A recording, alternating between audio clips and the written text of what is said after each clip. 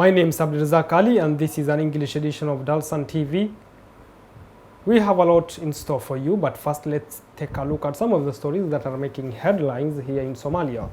Kenya's border posts with Somalia to remain closed due to security concerns. Somalia pledges support for children with autism.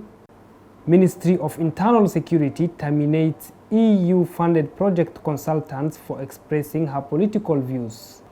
And 10 Al-Shabaab members surrender to the Somali National Intelligence and Security Agency.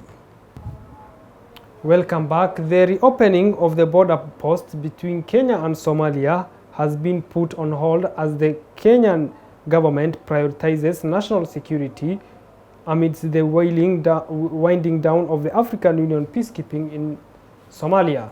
The reopening of border posts between Kenya and Somalia has been put on hold as the Kenyan government prioritizes national security amidst the winding down of the African Union peacekeeping mission in Somalia. Raymond Omalo, the Interior Principal Secretary, revealed in an interview with Nation Africa that the decision was driven by the imperative to secure the country's entry and exit points. This announcement comes 9 months after Interior Cabinet Secretary Kithure Kindiki and his Somali counterpart Mohamed Ahmed Sheikh Ali expressed their intention to reopen the borders following high-level consultations in Nairobi. The move aimed to end a 12-year blockade that began in 2011. The Kenya-Somalia border stretches approximately 800 kilometers, equivalent to the distance from Mombasa to Bisha. Omalo admitted that securing this vast and challenging route has proven to be extremely difficult.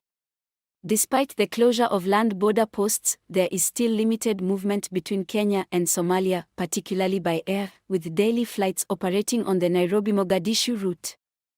Recognizing the significance of trade and commerce between the two countries, Dr. Omalo emphasized the need to reopen the closed border points.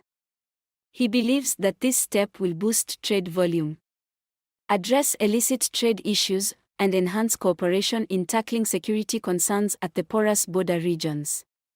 However, the impending withdrawal of the African Union Transitional Mission in Somalia, ATMIS, troops poses additional security challenges that Kenya is closely monitoring. Dr. Omalo stated that the government will assess the situation after several months to a year, aiming to make the border points fully operational once the drawdown process is complete. The geographical terrain along the Kenya-Somalia border presents further obstacles to border control efforts. The rugged and arid nature of the area requires substantial investments to effectively manage movement in and out of Kenya. Kenya shares borders with 5 countries, including Somalia, Ethiopia, South Sudan, Uganda, and Tanzania. To facilitate trade and secure border points, the government is adopting technological advancements, such as the use of drones and surveillance cameras. This shift in tactics aims to optimize security measures and address the limitations of deploying physical border guards in every location. Illegal movement and trafficking remain persistent challenges at the borders, resulting in revenue loss for the country. To combat these issues, the government is engaging with communities through peace committees, which consist of national government administrators and village elders. These committees provide a platform for dialogue, enabling the government to identify challenges, address security concerns, and tackle illicit trade activities. The federal government of Somalia has announced its dedicated efforts to provide comprehensive care and support faced by the children living with autism. The federal government of Somalia has stated that it is dedicated to addressing the challenges facing children living with autism in the country. Speaking in Mogadishu during a function to commemorate World Autism Day, the federal government of Somalia's Health and Social Services Minister Ali Haji Adam said that his ministry will take an active role in monitoring the children's well-being. Ammaan iyo mudnaan gooni ah waxaa mudan xarunta mustaqbal oo ma ah xarunta kaliya intaan ogahay shaqadan u haysa bulshada Soomaaliyeed waxaan filayaa xarun kale oo raxma la yiraahdo inaan ku maqlay Garowe laakiin intaan ogahay bartamaha iyo koonfurta Soomaaliya waa xarunta kaliya oo ka jirta oo adeegan qabato dhiirigelin iyo ammaan ay mudihiin iyo garab istaag shaqo adag waaye oo culus bulshadana ay fahamsaneen u baahan maaragtay shaqo private kaliya qof shakhsi kaliya uu wada kara maaha waa shaqo dawladda inay ka qayb qaadato loo baahan yahay. The event, organized by the Mustaqbal Special Needs Center, brought to light the critical importance of specialized care for children with this condition. The minister, while praising the efforts of the Mustaqbal Center, called for the establishment of more facilities capable of providing essential medical services to children with autism. He added that the initiative is part of the ministry's broader commitment to improving the health landscape of Somalia and achieving national health development goals.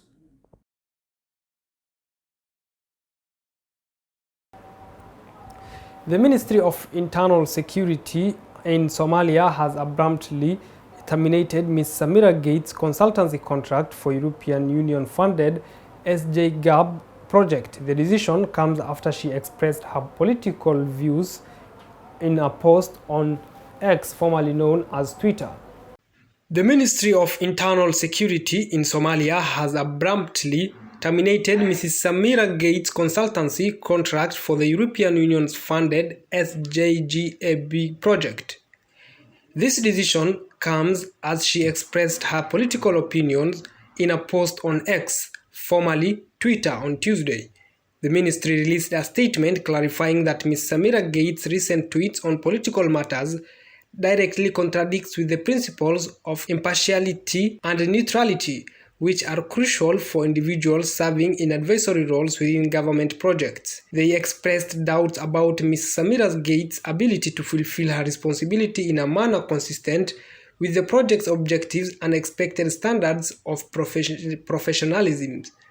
Minister of Petroleum and Mineral Resources Abdulrazak Mohammed MP also criticized Ms. Samira for expressing views against the federal government which employs her. He asserted that posting partisan political rhetoric while working for the Ministry of Internal Security demonstrate a lack of commitment for the vision and policies of the federal government of Somalia, particularly concerning security sector reform (SSR) during the ongoing African Union Transitional Mission in Somalia (ATMIS) drawdown. In response, Mr. Abdurrahman Abdishakur, leader of the Wadajir party, expressed concern over government minister openly threatening a citizen for expressing her opinion, leading to the termination of her consulting job.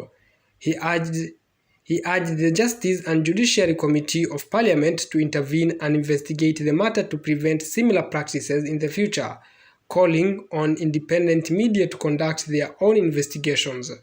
Mr. Abdurrahman further criticized the government's action, drawing attention to the Supreme's suppression of the freedom of speech and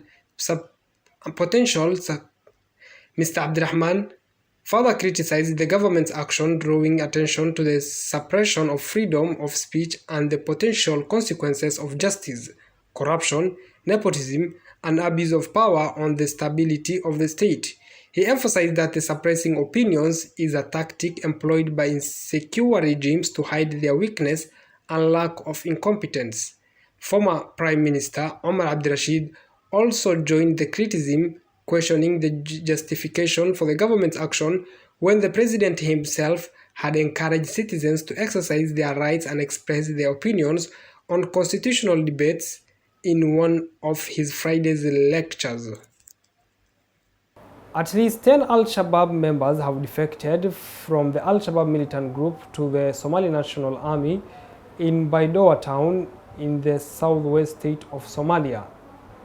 Our reporter has more on this. The Somali National Intelligence and Security Agency, NISA, displayed 10 young men who defected from the Al-Shabaab group in Baidoa, the administrative capital of the southwest state, on Monday. The defectors told local media that they had belonged to the group's branch responsible for carrying out attacks. They added that they left the group due to internal conflicts among its members, describing the group as unable to withstand such conflicts. The defectors also urged other young men who are still with the Al-Shabaab group to come forward and surrender themselves to the government. Somali army forces, supported by local clan militias and international partners, are expected to restart the military operations in the southwest, Jubaland, Hirshabelle and Galmudug states of Somalia. Recently, Somali President Hassan Sheikh Mahmoud, accompanied by the Galmudug leader, federal lawmakers, and the Minister of Defense, visited Haradera town in the Mudug region and Eldera district in the Galgudud region, both located in the Galmudug regional state. Government officials stated that the delegation's visits to these two strategic areas were part of the intensifying military operations in central Somalia.